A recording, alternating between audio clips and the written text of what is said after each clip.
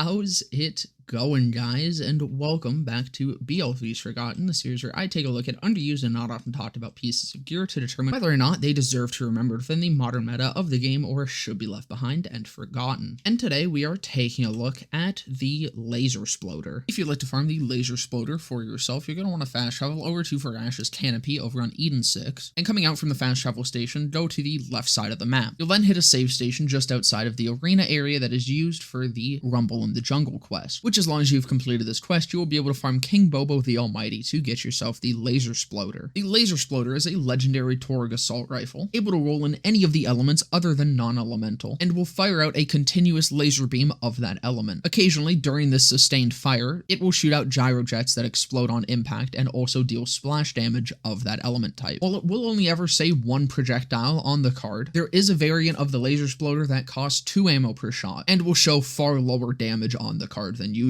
While it does show less damage, it does actually do more damage as it is still doubling that damage for the higher ammo cost. That being said though, you usually want to stick with the × 1 anyways. The Laser-Sploder initially received a nerf, having its gyrojet spawn interval increased by 0.4 seconds, before then later receiving a 120% weapon damage buff. So before I get into things, my Laser-Sploder used in this footage is a lower damage roll as I wasn't able to get that 31,000 max damage. Mine I believe was more around 25k. That being said though, this thing was still pretty damn solid. It outputs decent enough DPS even with a shittier roll. But while the damage itself isn't honestly that spectacular, this is a case where this gun has so many other things going for it that it is still pretty good even with a lower DPS than other very good guns. The biggest thing being that what the Laser-Sploder lacks in burst and just big outright damage, it makes up for it with just having very good sustained damage. And honestly, I find to be some of the best and most just easy to access in the entire game. Despite shooting a fucking laser beam, it has a pretty low fire rate at around 2.7 to 3-ish, and a locked base mag size of 44. Using that 44 mag size and the fire rate of the max damage roll at 2.89, that gives 15 consecutive seconds of firing this weapon before having to reload, and that is without any mag size boosts, as mag size boosts when put on a mag size of 44 are usually pretty damn good. It is also worth keeping in mind with this weapon that it does actually have a reverse synergy with fire rate. Having a lower fire rate consumes less ammo but provides the same DPS from that laser beam. This is very rough for Vault Hunters like Zane, where you can pump a bunch of fire rate into your weapons, but very good for Moze as she has drowning in brass. And this is just another gun that synergizes incredibly well with her, having splash damage gyrojets, but also having a continuous damage beam which can proc short fuse a hell of a lot. That being said though, it is still a very solid option as a gun that you can just kind of plug into any build with any Vault Hunter, as the gun itself is still very good. It's just that with higher fire rate builds, you are going to be consuming more ammo than is necessary. But along with just having consistent damage, there is other things going for this gun as well. As I mentioned, having a locked magazine size of that size is actually pretty huge. From the lowest damage roll to the highest damage roll, you get 44 in your mag size. This means that the God roll is even better than a lot of other God roll weapons, because you're going to be reloading the exact same amount as you would with the worst damage roll possible. Usually the correlation there is that the higher damage rolls have a lower magazine size as a trade-off, but this is also a weapon that is able to come in every single element other than non-elemental, which allows it to be used in very many different builds and any situation that you would want. And finally, just to preface this point first though, everyone knows that opinions are usually subjective. However, there are objectively correct opinions, and there's two specific ones that I would like to focus on here today. Lasers are fucking cool. Explosions are fucking cool. Those are just facts of the fucking universe, and the Laser-Sploder combines both of them. This gun is fucking cool and it's fucking fun. In short, I believe that the Laser-Sploder perfectly showcases that there's far more to making a gun good rather than just raw damage. The Laser-Sploder offers a lot in having some of the most consistent DPS with insane uptime just as it stands itself, very good synergies with specific Vault Hunters and stills, a very unique and amazing effect in having a large mag size be locked to it, and coming in any element that you could possibly want, except for non-elemental, but just simply don't want that. But that's about do it for this one. I hope you guys enjoyed. If you did, definitely consider leaving a like, comment, subscribe, all that. Down in the description will be a link to my Twitch channel where I'll be live right after this video goes up, and under that is a link to my Discord server where you can come and join and hang out. But with that all being said, I hope to see you guys in the next one.